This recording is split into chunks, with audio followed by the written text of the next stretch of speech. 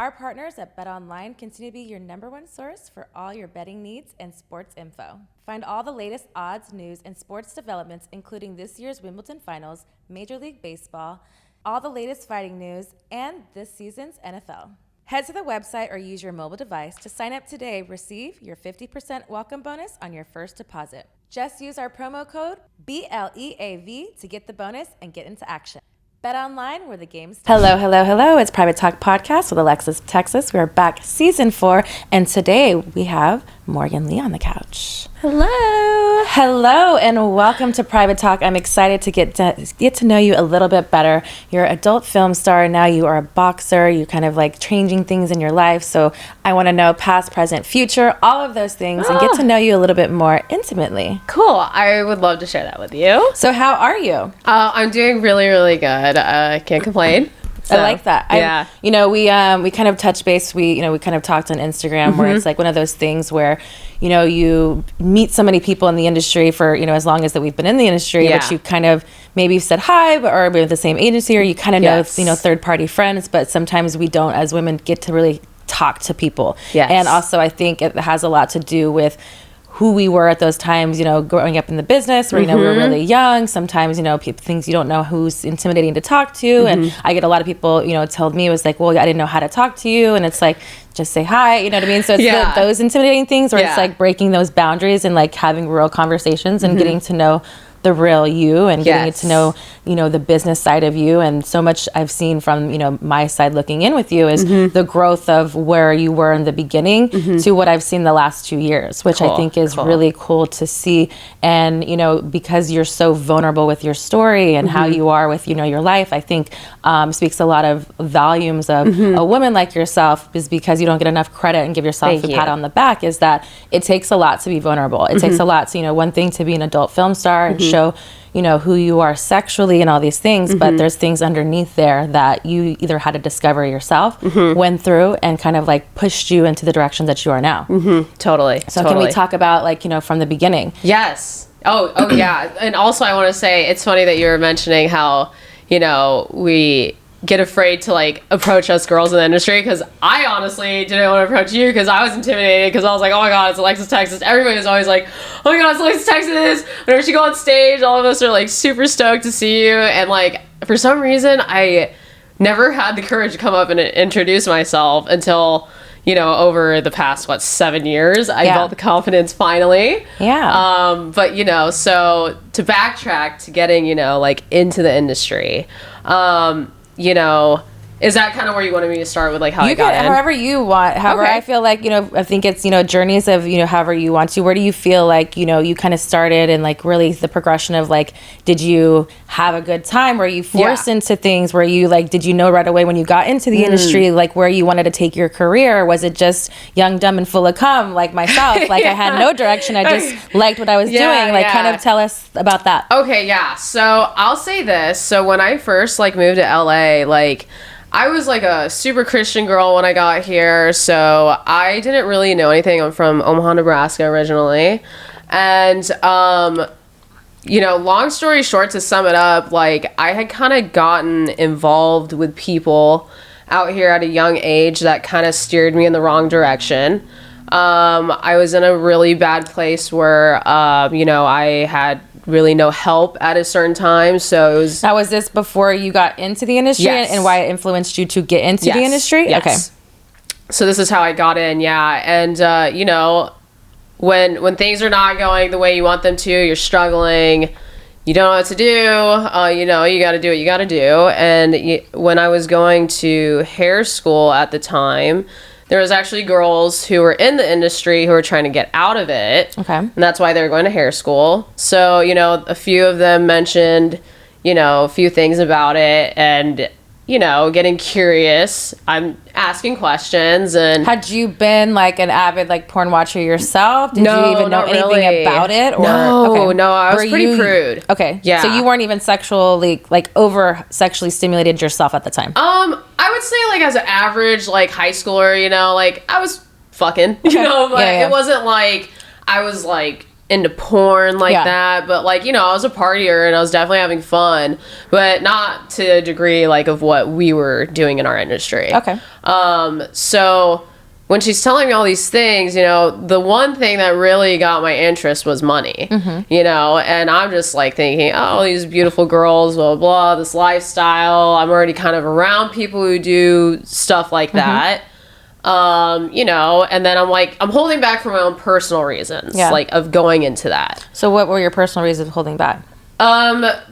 Being a believer at the time is where I was at. Like, you know, I was a Christian girl. I was like, this is going against all morals. So it was a sin? Yes. Okay. Morally, I was like, this is so wrong. So when, though, you know, things got real bad and I really had no options at the time, I just was like, fuck it. Like, I gotta do what I gotta do. So, again, long story short, I wanted to do like one scene and then be done. Like, nobody find out. I just needed really quick money.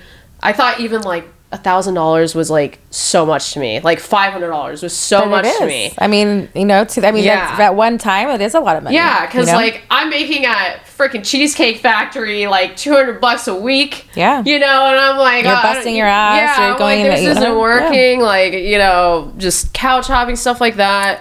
And I was like, fuck this. So, you know, did that one scene, and then I was like, no one's gonna find out. I'm not gonna do this again.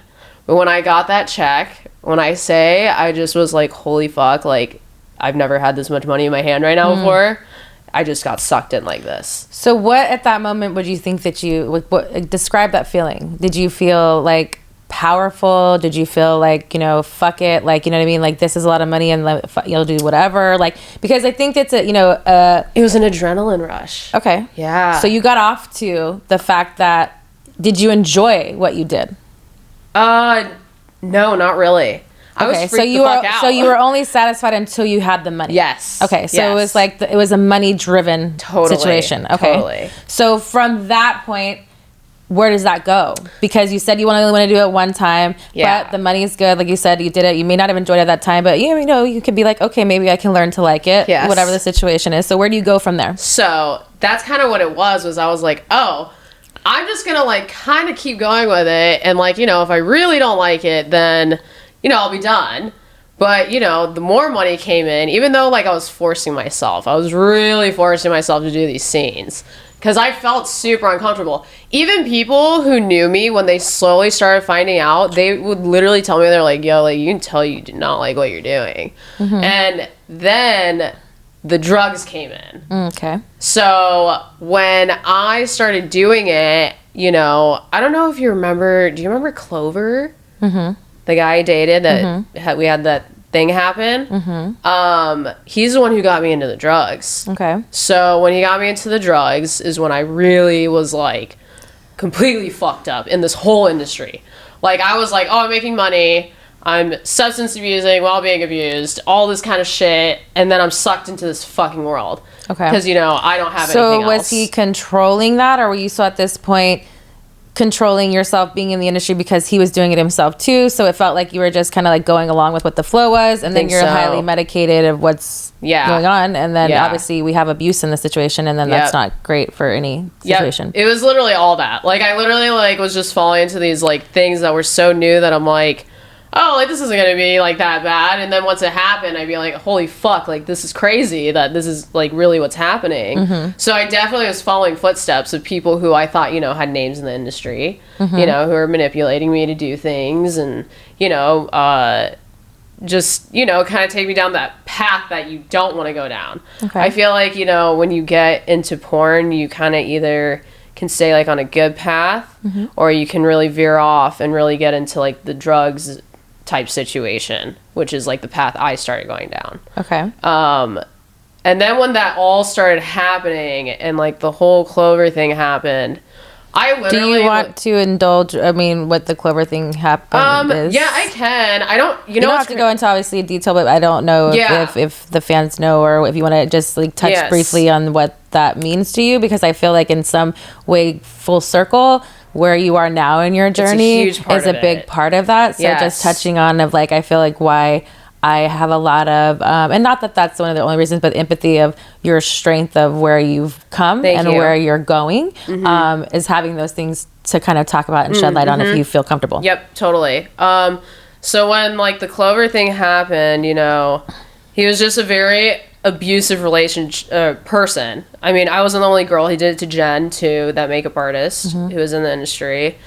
And I didn't believe what she was telling me at the time. So, you know, I started being manipulated by somebody who really knew what they were doing on how to take advantage of somebody. And, you know, this guy made it seem like he was the greatest guy ever, you know, sucked me in, and then out of nowhere just completely flips the switch and just becomes the most abusive. I can't even explain how abusive this person was. It was to the point where it traumatized me so bad where, you know, I've struggled with OCD and getting hit in the face, stuff like that, where I didn't go to therapy because I was so, like, fucked up from everything. Like, I was just like, how could, like, a human do this to somebody? Yeah. You know, and the face thing was, like, a huge thing for me. Like, I couldn't even, you know, just recently, I'll get into it, but with the OCD thing, you know, I couldn't touch my face for 5 years, and it was so hard on me because I was like, I couldn't understand why I couldn't touch my face. I was so scared of people touching me. I felt dirty. I couldn't stop washing my hands.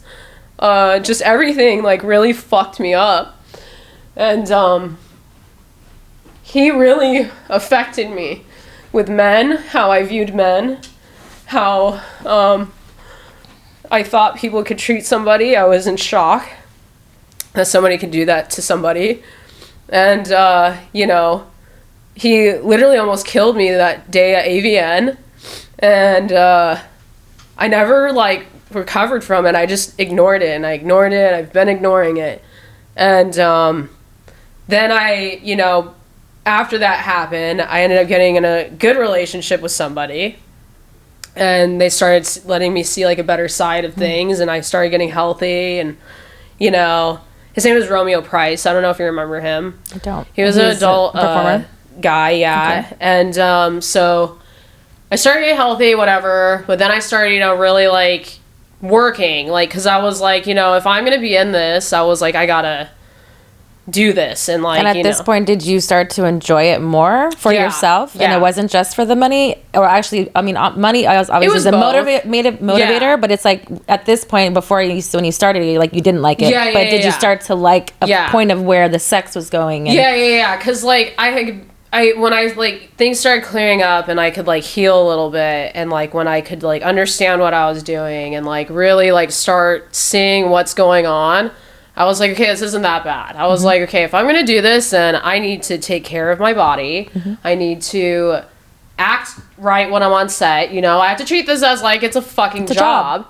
Yeah, and really get my shit together. And, you know, because I was like, if I don't, I was like, I would hear all these stories about girls fading off. And, you know, and then they shoot these 5 scenes and they're done. I'm like, if that happens to me, I was like, I'm screwed. And honestly, it was crazy. After the Clover thing happened, it's kind of like, I mean, bad publicity, I guess, is good, but it had people start reaching out to me because they want to know who I was. So people, like, wanted to start shooting me. So when, you know, I started having all these things happen, I just was like, fuck it, let's do it. Let's go. I got into that hustler mentality where I just full throttle. Yeah, I was like, let's do it. Like, let's make my name. Let's build it. So your name... But you had another name prior to, no? Nope, just Morgan, and then Kimchi. Like, okay, I do that for, like, my social media. Okay, but for porn, it's always just been Morgan. Okay, okay. So you decided to go full throttle. Yes. Did you start dating this new performer? Yes. Did that make you feel a little bit more safe to, like, do these types of scenes that you were doing, and kind of, like, having the backing and support of somebody, like, behind you? For sure. And are you still currently doing scenes? I know that you know, now are starting to box and do stuff, but is there a place to do both? Yeah. So, you know, I got to the place where now I don't do boy girl because, you know, I'm seeing someone, and out of respect, I don't do like same boy girl. Performer or is it different? No, different person. Okay. But like, for me, when I was in the industry dating somebody, like I actually got lucky finding a partner in that industry who could guide me to do it the right way. Rather than if I wouldn't have had that person, I probably would have completely fucked my whole shit up. What when you say the right way, what is the right way in that scenario of vices by yourself when you were, obviously the drugs is, take that part out of it, but what is the right way? Learning to corrected. Sorry, I didn't mean to interrupt you. No, I meant to say learning to invest in myself. Okay. Just in every area, like physically, emotionally, mentally, financially, all of it. Like I was like, I didn't really know how to do anything. So when I had somebody like kind of like take my hand and teach me these things, I was like, oh, this is way better than what I thought it was, like you just see like a better side. For sure. And then I was like, oh, the industry isn't that bad. And then I started meeting more beautiful people, that really started wanting to become a part of my life. Yeah. And that's when like it started becoming really fun. Like I started like I needed to give it a chance, like at first I didn't want to, I had a bad experience, and then I was like, if I just give it a chance, let's just see. Yeah. And when I did, I was like, it was fucking awesome because I met so many cool people, literally like in the industry, outside of it, like got to do like the funnest things that, most people will never get to say that they've done, because this industry, if you do it, like I said, a good right way and you have a good head on your shoulders, it brings so much opportunity. Like I see so many of my girlfriends like thriving who like started when I started or before, who are just becoming such empowering women. And to have like my friends like in this industry like really like impact the world right now, like I am so supportive of it. Like I think it's so awesome. So yeah, I love that about you girls. I feel like your type of, or the time frame that you ladies have come in us, and it's one of those things where it's kind of like, I make the joke of like, I haven't been shooting in the industry for quite some time. So it's like, there's a lot of these girls that are around for a while now that I don't know their name, but they're like been around for a long time and they have these names. But I feel like your like class of girls, or like the last girls that I kind of really knew, like where you are now, and every one of you guys have done so many great things, and it's cool to see. It's kind of like I'm like I don't know if it's the auntie like or the like big sister thing, but it's cool to see. And like I'm definitely like a cheerleader from the other side, but it's also why I love having you girls on the show and getting to know you a little bit more, is because again, going back to the conversation, is like a lot of times each person's business and how our career path is different in a lot of ways. We all pick different things, and sometimes it's good, sometimes it's bad, but ebbs and flows in life is what life is about. And how we learn from those mistakes or learn from those lessons and things like that and move forward is how what takes perseverance and shows like the ownership and adultness of who you are as a woman. And so that's why I commend you for being so vulnerable about stages in your life, about from drugs to bad boyfriends and and abuse and things like that, where it's like real things like that happen to everyday people, and not enough people speak about it because we hold things sometimes in because we are afraid or ashamed or things of those things. But I also think it's a healing place where it's like, if the more you talk about it, the more strength that you can get from it, to knowing that it was never your fault. It's everybody's journey is completely different from whichever way you pick, but you choose your battles the way you want, and you survive them the way that you were meant to be. And I think that it just speaks volumes of you now changing and trying to do fighting and following your kind of peace in that. Can you speak about like how you kind of found that new passion and where you're going with that? So another like kind of short story from all this. So I'd say like last year I was in a really crazy fucked up place again. I was like this is probably the worst I'd ever been in a very long time. Was a year ago, and I was super on drugs, like heavy, whippets, really heavily, and Xanax and drinking. That's like the can't like the Nas thing. I was doing like, I'm not even fucking around, I was probably doing like 400 a day for like months straight. 400, what does that mean? Like little canisters, little disposable cartridges to reuse. Okay. So I would just fucking hit that thing till I woke up, till I fall asleep. Do for you? Is it it's like a head high? Okay. It's like, and the thing is it's that kind of high that you can't get again, so you keep doing it till you try. So you just wanted to mask whatever was whatever's in your situation right now. So at the time, yes, and when I say I everybody noticed it. Social media, everybody was. All my friends, nobody wanted to be around me anymore. It was probably the most loneliest I've ever been. I was literally falling apart, and I couldn't stop. Like, literally, like, my best friend got to a point where she was like, I can't be around you anymore. Everybody in my family, they were like, this is... And I literally was, like, ready to go. I was like, I'm done. I don't fucking care. I was like, I didn't feel like I had any purpose. I felt like I kept failing at everything. And nothing was getting better. So I was like, fuck this. I was like, I'm ready. I was like, I don't need to keep going. I was like, experience life already, whatever. So... What made you snap out of it? So I didn't wake up for like almost 3 days. And I woke up, and when I say my face was so fucked up, my face had this weird, crazy rash thing on it. And I was like, oh my God. I was like, I had never seen myself like this. And I looked so disgusting that I just literally was like, I couldn't stop crying. I was like, I ruined my face. I was like, I can't believe, like, you know, I just started panicking. I'm like, what the fuck? And my body felt so deteriorated. Like, I couldn't even, like, breathe properly. Like, everything just was weird. And I was like, if I don't fucking stop, I was like, I'm gonna die. I was like, I was like, oh my God, I didn't just die right there. Like, so I literally was like, done. I was like, we're not doing it again. I was like, get it the fuck together. Yeah. Because nobody even wanted to help me. Like, nobody even cared. So I was like, fuck it. I was like, I literally had one shot. I was like, if I don't fix this shit, I was like, I'm gonna fuck myself. So I just decided that day to literally cut everything off. Literally all the drugs. I didn't go to therapy. I didn't go to nothing. I was just like, let's just get it done. And I started doing it. And when I stuck with it, like, each day just started getting easier and easier and easier. And I was able to just next month will be my year sobriety. Awesome. Yes. So congratulations. Thank you. Yes. Yeah, so that's a big accomplishment. A huge one for me. So yeah. Now, when you say sober, is that everything, alcohol, weed? So I do hit the weed sometimes. Okay. I'd say for me, it's like hardcore drugs and alcohol. Okay. So yeah, anything like pills, all that stuff. Haven't touched in a year. Drinking, haven't touched in a year.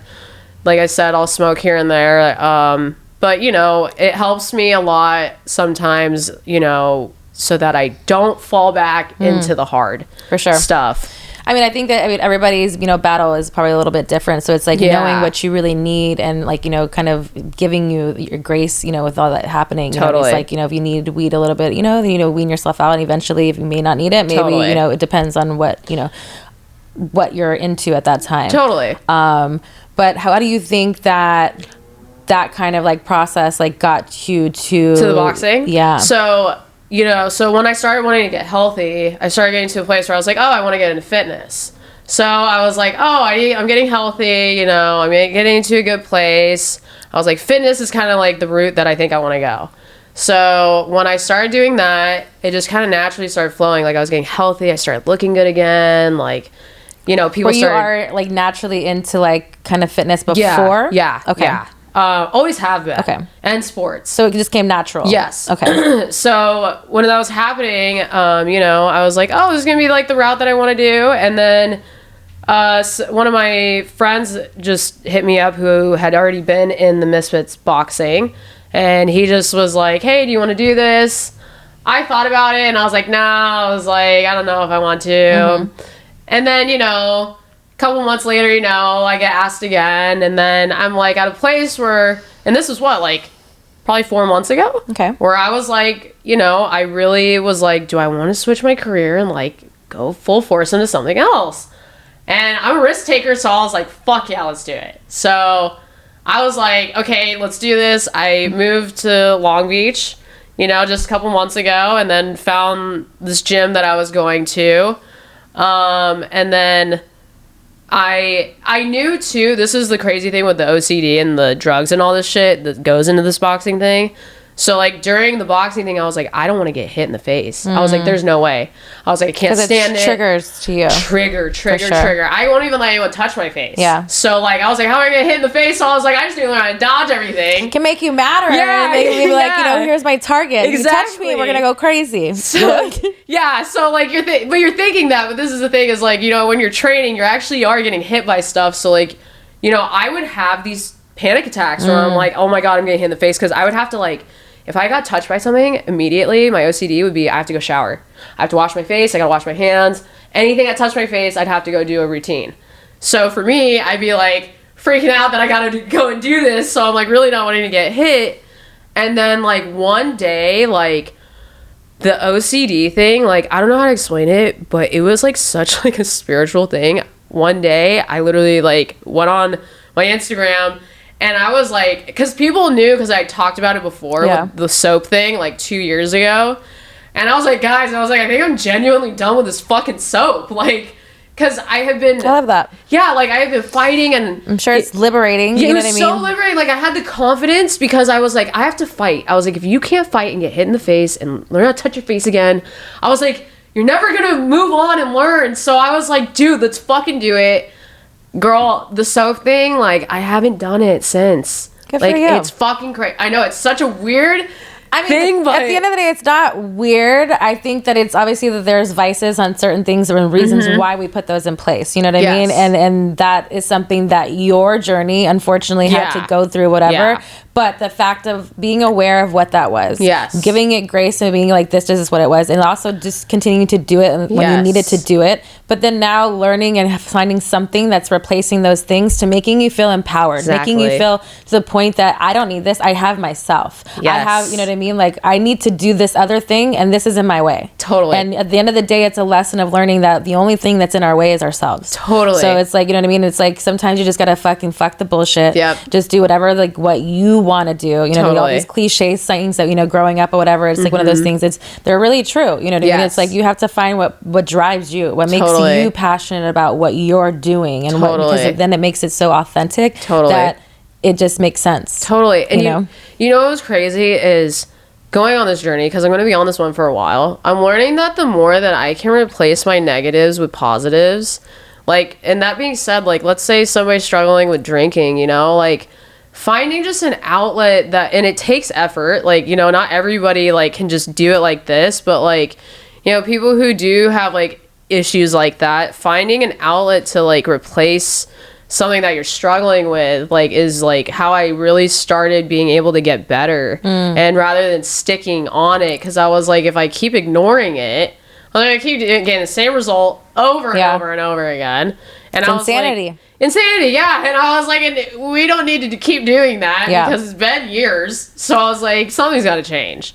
So well, I'm happy for you and your new journey. So let's talk about, you had a fight in London. Yes. How is that whole preparation? Like, this is something completely new. Like you said, this whole thought and idea was 4 months ago. So even just like saying, hey, you're going to do it. Like, how long did the preparation take? How was it to get like punched in the face the first time by another opponent? And I saw clips of things of talking shit and being like the bad person and throwing a fish thing. Like, is that just like what you're wanting to be, that persona, like the bad guy? Like, what is all of that about, Miss Morgan Lee? So I guess we go into that stuff. So for this fight, I had about a month and a half to train for this fight. And because when at this time, had you been punched in the face or had been anything? No, I mean, I've been in street fights. Yeah. And so like but that. But like different. It's different. Type of thing. Yes. Organized boxing. Yes. No, never like that before. Okay. So, when I'm doing this, I'm like, I'm going to do this training. Let's get punched in the face. Let's go. Yeah.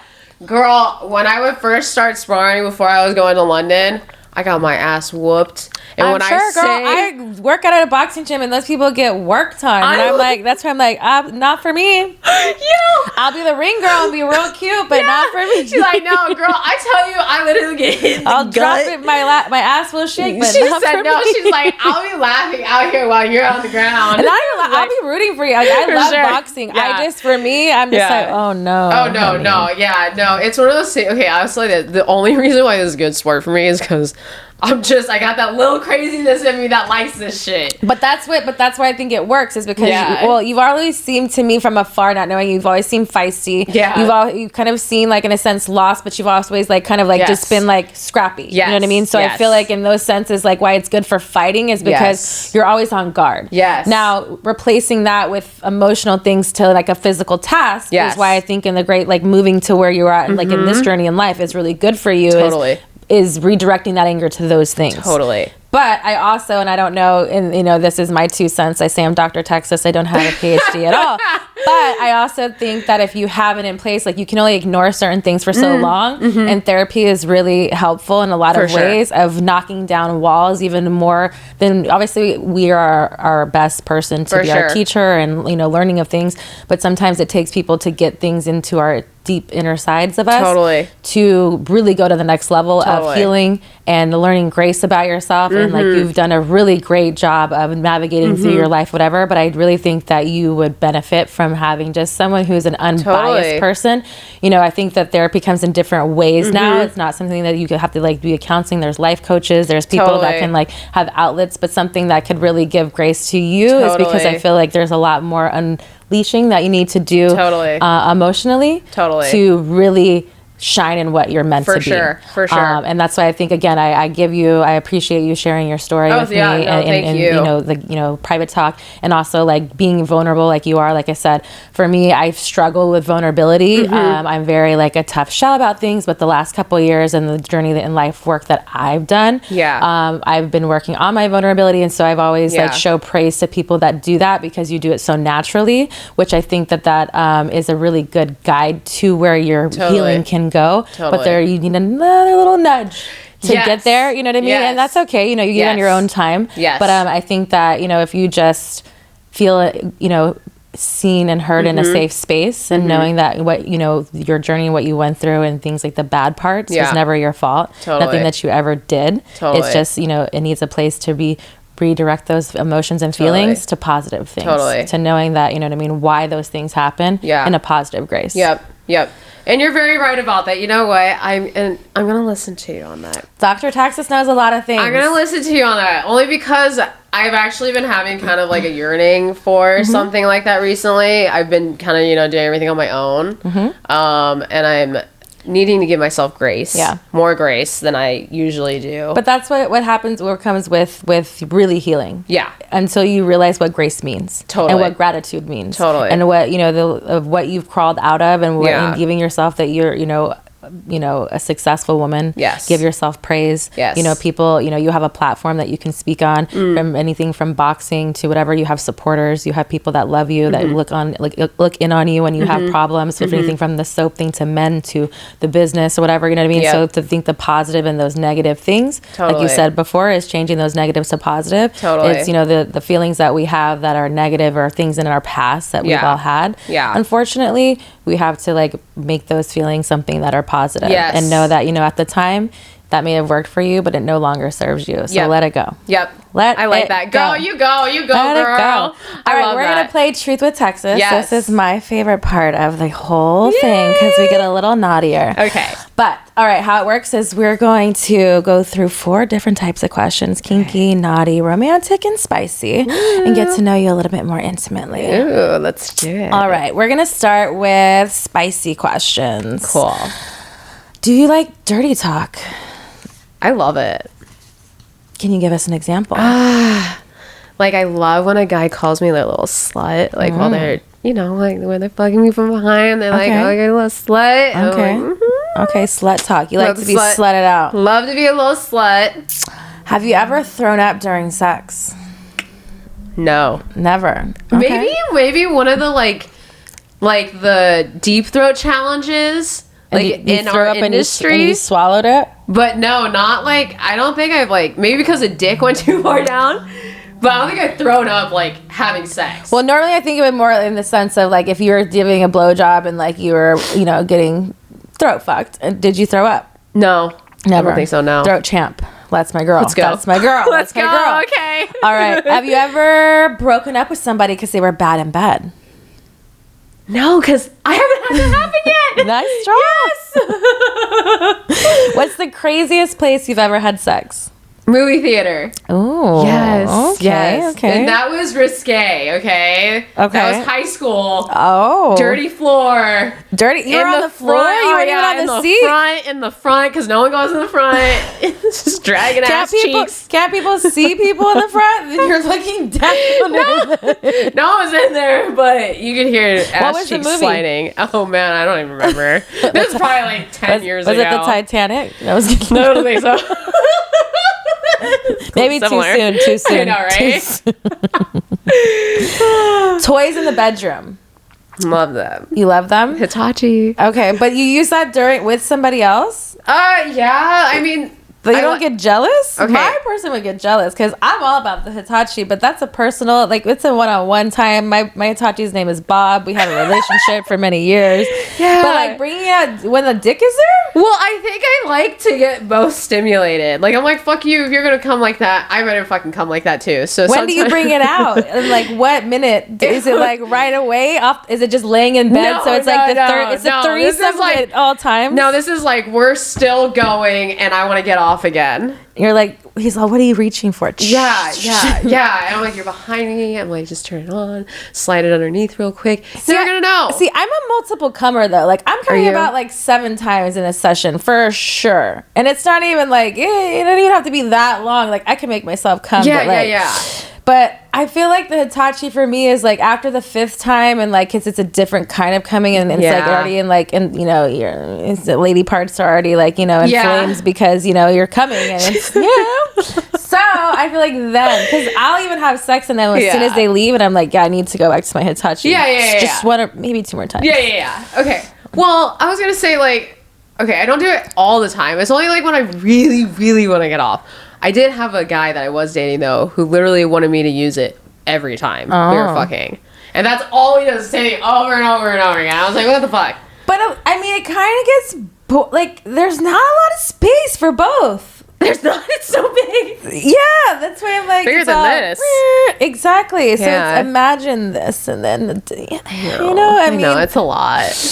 Okay, but the Hitachi is the only thing you bring into the bedroom. Yeah, I'm not really gonna bring another dick. No, I think that's. Would you do any ass play on your man if he wanted it? As far as like toys, if he wanted it, toys, no. Then I'm like, no, we have a problem. You said hard no. You need to re-tell me what you wanted before you got in a relationship with me. I mean, don't men like that? Yes, I think more now. You know what's crazy? So I gotta talk about this because allegedly. Yes. Hold on. How old are you? 30. Okay. How old you're in a relationship currently? Yes. He's how old? 23. Okay, a great question for you. All right, so allegedly, I don't know if you call them men, boys. I don't really know at this point. But allegedly, these men are out here sitting on women's faces. What? What? Did you say? Yeah. Like they're squatting on their faces? Yeah. What the fuck? I need a picture. You have a 23-year-old boyfriend. He's not squatting on your face? No, is this a new Gen Z thing? I think so. Oh my I don't know, God. but I've been told by a female friend and also a male friend on different occasions, like he got made fun of by the younger people because they were talking about like, oh, you don't do that, like, oh, you're not cool, and he's like, I don't want any parts of that. Yeah. That is not cool. No. And then I had a girlfriend said that it happened to her in the backseat of a car, and so, in the backseat of a car too. How did you get down? So I was talking earlier and I was like, is this something you talk about beforehand? Yeah. Like, hey, I'm gonna sit on your face, or like, do you like give do you give the A-okay? Like, it's like anal. Like, how do you know what the limits? And if someone, your boyfriend, right? If like tonight, and you know, this isn't live, but what if if y'all are gonna like fuck, and he squatted over your face. No, like just like goes on, like thinking about it. Or say you were sucking his dick, right? He was standing up, and then you just told him to sit on your face. Yeah, no, it sounds fun. Okay, I'm literally picturing in my head right now of the scenario of it happening right now, and he's like, "Yeah, I'm gonna sit on your face." And I'm gonna be like, "Yeah, you want me to sit on your face?" And he's like, "No, I want to sit on your face." What did you say? You want to sit on my face? Fuck Fuck no. So you'd say Hell no. no. So you're abort mission. Yes. What if I'm gonna get pink eye. What if he was laying on his back and he did the Jan sport and he held both of his legs back? Okay. I've had somebody See? do that I see? Yeah, and I'm like, it crosses a line. But how long do they hold their legs back and a minute? Until a long time. But how long do they hold it before you actually put a tongue there? Or how long do you you just sit there until it's invited, 30 seconds? They expected the tongue right away. It wasn't it was right away. So did you do it? Yeah, and then I was like, but then I thought about it too, and you want to know what was weird? As I was like, why is this so natural for this person right now? Because he's done it a lot. You don't just... Which worried me, because I was like, who did I involve myself with? You just don't Jansport just to Jansport. You've been Jansporting a long time. And you know what was even weirder? Please tell us. Their booty hole was gaping? at that. No. When they wanted me to lick their asshole that day. Was it clean? It tasted like it had lube already. Oh. Around it. Because it tasted not... But why do you pre-lube your asshole? But that's what I was going to say. He had no idea I was going to do it is the thing. So that's why I was like, did you get probed before this happened? Oh. Because I was like, there's no way it's But don't you think that you had to be a pro. But if he was pro, why would he Jansporting? If I got fucked in my ass, I'm not putting my asshole out to get licked again. I think somebody maybe was like, maybe they were like, maybe he was cupping his asshole so you could do something for him, but no, because he didn't know I was gonna do it. There's no way. But he just had a preemptuous thing, you know what I mean? Oh, she'll do it. She's down. You know what I mean? Sometimes I feel like people are oh, well, she's done porn before. Why won't she do it? And I'm like, because I have boundaries. There's things called you're not sitting on my face. If a man sat on my face, I would die laughing. I would leave. Yeah. Well, it depends on who it was, but I definitely would still die laughing. But I don't know if I'd leave. Would you let them at least straddle your face and then leave? Absolutely. Or not even there? I would laugh and I'd be like, you have to be out of your mind. Okay. Yeah. If I liked the person. Then if I didn't know them, which we would never be in this situation, but I would be like, get the fuck out of here. The fact, how do you do it? Do you spread and squat? Do you because what are you spreading though? Your asshole or your balls? Because they're sitting on your face for you to lick their asshole. Oh, I'm thinking ball sacks. No, they what? If I'm thinking dick. Face, I'm thinking dick and balls. Think about it. if I've sat on a lot of faces in my life. I suffocate people. Let's be honest. So for a guy, they're eating my ass. So a guy, they're gonna spread their ass so you can lick their ass, not to lick their balls. Because why you gotta sit on your face for that? I guess you could get both at the same time, but. So we're gonna look at your boyfriend. Did you do this plug, man? Because this is that's crazy. Oh my god, y'all doing too much out here. What are they gonna do next? With all that said, what's the most embarrassing thing that's happened to you sexually? Ooh. It could be on set. It could be in your real life, in your real life. Fuck. I think it would have to be. Don't be lying to us either, Martin. Oh man, I think it would be me. Me doing it? What'd you do? I mean, maybe it was maybe something where it was on set doing anal and maybe I shit myself because there was that jelly shit in there. So you shit a sneeze shit though. Okay. I think I did that one time. You can't just say you think, you definitely did. Yeah. Yeah. It's okay. It happens to people. I'm not the only one though, okay? This is just porn problems. This couch is to be safe, private talk, you know what I mean? Normally it's the same one at all times, but this season we're jumping around couches because we thought normal season. Yes. Okay, I'm sorry, but when you're doing anal over and over. You did a lot of anal in your career. I did for a little bit, yeah. Okay. I was really starting. I was never the anal girl. I've done a handful of them. You would have been fucking thriving so much. But that's why they wanted to shove every big thing in my asshole. I'm sure they would have went crazy with you. I mean, when they did, but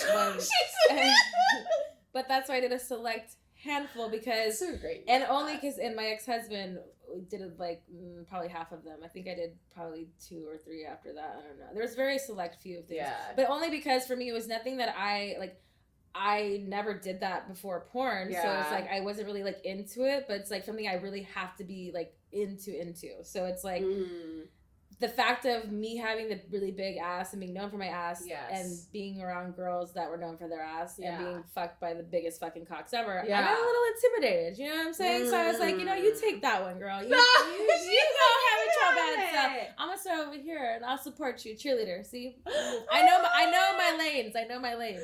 And also because it's one of those things too when it goes back to being like authentically into things you like. It's like, why does somebody want to see me have the biggest thing and I don't like it? Yeah, like you were like not for that. You know what I mean? That's why with my ex-husband is I enjoyed him because he knew how to like relax me, like and really like get me to the point where I needed to like be, and I could have a great time. Totally, and it wasn't like whatever. So limits to that thing. I have a question. How does it feel knowing that you had the best ass in the industry? Well, thank you. I mean, I wouldn't say that, but I mean, I've heard that. I've gotten some awards. There's a lot of people who say. I've gotten some awards for that. Yes. For me, I think it's cool. I think that I didn't really embrace it until like the later years of my career. Okay. I think that it's fascinating to talk to people, even like yourself or whatever, to have like, in the beginning of the conversation being like, whoa, I was intimidated to talk to you, so I didn't really know. But everyone's like, oh, we cheer you on. Totally. And I always got the love, but I never got the talking to people is because it's like, oh, you're intimidating, which I always got that. And I also understood too is because I'm not the most like, hey, just talking to people, but if you talk to me, I'll talk to anybody. Yeah. And like, and I'm about real conversations. Mm-hmm. So it took me a little bit longer to let go of my ego because I didn't need to have one. And everyone sometimes are vulnerable in different ways where it's like, you guys sometimes or other people or myself sometimes too would be like, I'd be intimidated to talk to people or they didn't know how to talk to me or vice versa. So it's like, if we just talk to people like we're people, you get a lot further along. So for me, it was just even having my peers appreciate me for my biggest asset. Yeah. It's cool to be like, get awards for whatever is because, I mean, I was born with it. I was really, blessed. So for me, it's like the gratitude of knowing my place in this industry and having like that accolade is really heartwarming. So I love that. I like it. Hell yeah, girl. Hey, all right, let's do romantic questions. Ooh, fun. Making out or cuddling? I love both. Gotta pick one. Cuddle. Cut or uncut? Cut. You were very please. I'm sorry. Please. Sex life. Well, let's see. Let's move with this. If your sex life had a title of a song, what would it be? Push and P. Okay. Have you ever answered a phone call during sex? Yes. What was the call? I think it was my parents. But we did it on purpose. You got excited. I think it was my parents. And he kept going? Yeah. Oh, yeah. Nice. Were you on the phone long? It's just conversation. Like it was like a combo that it was like we hung up and it wasn't like we had to get off right away. But okay, you did the damn thing. Dinner or a movie? Dinner. What are your biggest turn-ons? Ooh, a smile and manners. Sex on the first date? Never. Giving or receiving? Giving. Lights on or lights off? Off. Foreplay or sex? Just one. Sex. I know you like both. I know. What is your deal breakers? I'd say like too cocky. People are too out there. Okay. Like I like quiet. Okay. Laid back. Naked or lingerie? Lingerie. Favorite place to be kissed? My neck. Ooh. All right, kinky questions. Yes. Have you ever woken up next to someone you didn't know their name? No, thank God. You're like, scanning through your Oh my God, that would be bad. Favorite time of day to have sex? Nights. How many times, most number of times of sex you've had in one day? I think 8. And number of partners? 1. 8 times one partner. Yes. Okay. Yes. Ever had a partner that was too kinky? Yes. Yes. What was their kink? What was it? It was just like too much storytelling about other girls. It was a turn off. That's no fun. Yeah. Bondage, yes or no? No. Any fetishes? Surprisingly, no. I don't think so. Not that I've learned. Okay. Yeah. Not that I've learned yet. Yeah, not yet. All right, naughty questions, which is our favorite here at Private Talk. Choked or spanked? Choked. Lube or spit? Spit. Handcuffs or blindfold? Handcuffs. Are you a part of the Mile High Club? No. Isn't that a plane thing? Mm-hmm. Is that when you like suck and fuck dick on? You have sex on a plane. I haven't done that. Goals. That's a goal though. I'm a member. Are you? Oh, girl, So- fuck yeah. so Okay, fun, so okay. fun. I love that. I like to always tell everybody when we play this game. I gotta let them know Miss Texas Is it had fun? it. It was fun. It was fun. It's fun, spontaneous. It's fun. Little story. Risque. Have you ever had a threesome in your personal life? Yes. Oral sex, sloppy or clean? Sloppy. Have you ever faked an orgasm? Yes. Can we hear what that faking orgasm sounds like? Oh, fuck. Did you believe her, Private Talk? I could have. But I know it's I don't even know if that was what I really did. Fuck. Oh well. The porno robot was on. Yeah, I was gonna... fuck yeah. So what is your biggest turn off? In bed? Mm-hmm. I'd say slapping. Slapping. Yeah, in the face. Okay. Hitting too hard. What is something completely off limits in the bedroom? I would say me sucking on someone's toes. You're not a toe person. I don't think we'd be compatible. I have a foot fetish. Do you really? I love feet. Oh, Love them. I can't do it. I don't know what it is. It's just something about them. They freak me out. Love them. No, you can have them. Yeah. They're great. She said bring them over. They're great. I mean, now, it's What not about like boy just the toes? girl. I mean, it has to depend. I can't just stick anything in my mouth. But if they are, like, manicured and, like, not, like, gangly feet. Like, Okay. Whatever. But, like... I like the arches. I like the way, Okay. feet are. Like, I mean, if they're ugly, I'm not going to put them in my feet. Like, in my mouth, in my feet. But... all of your nerve endings are on the bottom of your feet. So it's like the most sensual thing that you do. So like my favorite thing is being fucked in missionary and having my foot sucked on because it's like double orgasms, That sounds fun. I'm like I eat or what is it? Like eat your cake or have your cake and eat it too. Yeah. Okay. I'm that type of bitch. I like that girl. Smart over here. Okay, let's see. What is the worst hookup story that you have been a part of? Oh my god. Yeah, that's the one I want to hear. Oh, I don't even know what happened.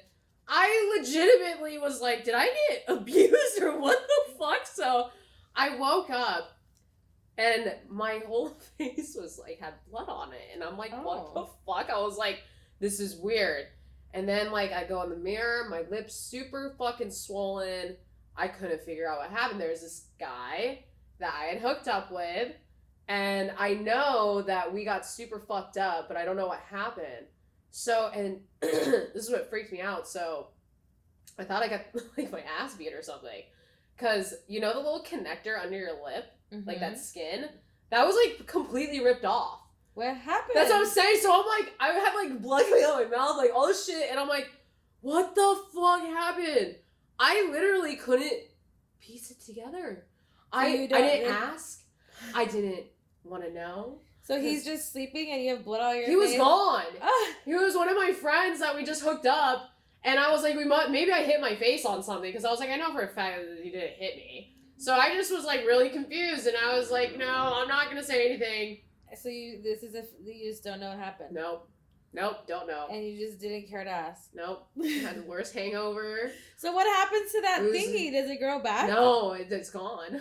I thought my lip was fucked. I thought my lip was gonna like go sideways. Like I thought it was a muscle that connects it, I would be freaked the fuck out. Oh, I was freaking out. So like now I don't have anything. I can like lift my lip all the way up. A little party trick, Yeah. I don't know what, but that was probably the most weird thing that happened to me. Because I know we fucked. And I was like, and you knew you fucked. I know we fucked. But my face was fucked up. He never even said anything about the night at all? Like, Nope. Never talked about it? No. To this day. Are y'all still friends? Yeah. And I just don't want to bring it up. I don't want to know. But I feel like if something severe happened, he would tell you, no? That's what I was saying. Or he would be like, it would be so traumatic, or not traumatic, but it would be like, oh, that was great. And yeah, like I said that. I remember I was like, anything happened? I was like, because I was like, I had a little bit of blood on my face. And he was like, oh, a little bit. Yeah. Bitch, you had a whole fucking... And then he literally acted like nothing was wrong, so I was like... If those walls could talk. Right? What had happened, though? What had happened? I never black out. Never. So I was like... That's an interesting one. It was a weird one. And the fact that you don't even want to inquire, I think is, a really bold move. I know, right? Like, let's just make it let's just... Sweet. All right, so my last thing, that's the rest of Truth with Texas. So you've had a little bit of some Twitter drama going on recently. What is all the spiel of all this whole thing? Someone in your boxing camp talking about that he fucked you, didn't fuck you, and they were talking about, is something with porn always never going to go away because of boxing? Is that something that is like resurfacing, or is it something that's a legitimate terms going on? Okay, so like, I don't know what the fuck this came from, so... Because I saw for you, the person that who it is, that you were cheering him on at his fight, like you were like in his corner. So then when I saw you repost the thing, I was like, he's my manager. And how does that even happen? So so he was my manager. And is he still your manager? Yes. And this is the thing and obviously I'm not gonna speak crazy about anything, but long story short, I'm so even to now so fucking frustrated because I have been friends with this person for 5-6 years. We were roommates. We lived together. I let you in my home, okay? And the person that he sent those texts to, I have the actual gist of everything, who he sent it to. We had to cut off the name because we didn't want people to know. I know who everybody is. I know this is real. I know all of it is not fake. Yeah. So to me, I know you said that. And I'm like, all the other stuff you've been doing that I haven't publicly said, you really are not like a good friend. I was like, I can't even be friends with somebody like you because I've seen how you move, how you've talked, how you've done things years ago even.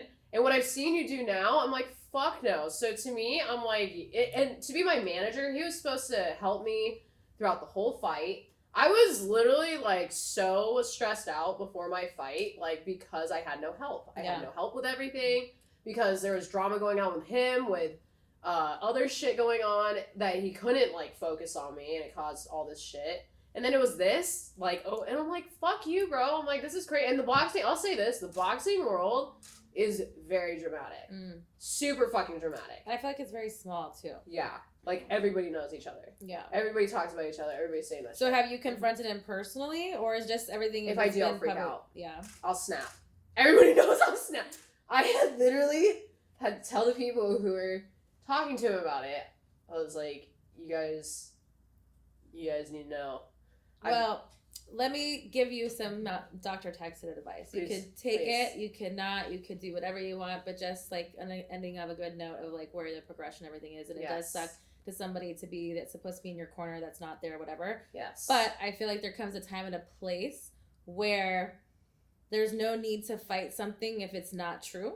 So therefore, you state your standards and your boundaries of what you will and will not accept from someone who's supposed to be a manager or whatever. Yeah. But to go back and forth, whatever, is not going to solve anything. Yeah. I think that you should state that you're really, upset because of, the relationship that you thought you had, and obviously it isn't the same that it was. Yeah. But I think that, if you hear all the things that you're feeling and your emotions aren't wrong, but placing them into words and letting someone know that how disappointed that you are, that it could have been a lot different. I think it speaks volumes more about who you are trying to be, and in the corner of where you need to go is because at the end of the day, I don't know, if you have a contract or what that case is too, but just also you don't want to. If things could be fixed, you know what I mean? If there was a friendship there or whatever, and there is respect there, then possibly whatever. But once you cross certain lines, it's hard to go back regardless. So it's just again. You are a human, you are a great person, you are, an evolved woman, and you don't need to take any disrespect from anybody, but expressing what you want moving forward is how we correct things. And I totally agree with that. And that's also, a reason why I haven't, said too much. Yeah. Because... But I think that the personal conversation first... For sure. Happen. And I want to. When you cool down, you know what I mean? And that's the thing is when you're heated into anything, nothing is going to get resolved either. Totally. But I definitely think that respect of what that is maybe it's a misunderstanding. Maybe he was joking. Maybe guys try to be guys are silly at the end of the day. You know what I mean? And you're right. I think for me, like I said, I think I get a little bit heated. You have triggers. And you can tell because, again, it's things that you Yeah. haven't worked through, whatever. But I think that, again, it's when you do and when you will. Yes. I think that you'll figure out why. And it's nothing that's crazy. Totally. You're in the right. Totally. It's just not making that feeling not into anger, into something from compassion. Yeah. You're right. You're absolutely right about that. And you know what? I am going to do that. Because that's really what I should be doing. I don't want to get angry about it. Of course I feel hurt. Of course. That's valid. But, but hurt doesn't need to come out in something that's like tumultuous. Totally. Totally. And I think that that's what shows growth. Yeah. And I think that, you know what I mean? Again, but feel your feelings. Yes. Your feelings are, are valid. Yes. But it's also like finding a common place. Properly. But finding a common place where your feelings can actually be heard. Because when you're shouting, no one's listening. Yep. So it's, you have to find what those common grounds are. That's very smart. So look at Alexis, girl. That is the end of Truth with Texas. Is there anything you want to ask Miss Texas before you get off the private talk couch? Honestly, like I just am super happy I got to come on here. Like watching you, like you empowered me. Like you're definitely somebody I look up to. So just know that. Yeah, like especially coming from our industry. You've been somebody I've been watching for a long time, and like I am here to support you, girl, and your journey. Yeah, and I just love what you're doing, and I'm so happy that you've created this space, for us to come on and talk and do all this. So thank you so much for having me. Thank you. Yes. Please let us know where we can support you, follow you, and all those things. You guys could follow me at Real Lil Kimchi on my Instagram. And then my Twitter is Lil Kimchi. So, and to spell that, it's LILKYMCHII. So, thank you guys so much for having me. All right, Private Talk. Until we meet again. This episode is sponsored by Bet Online.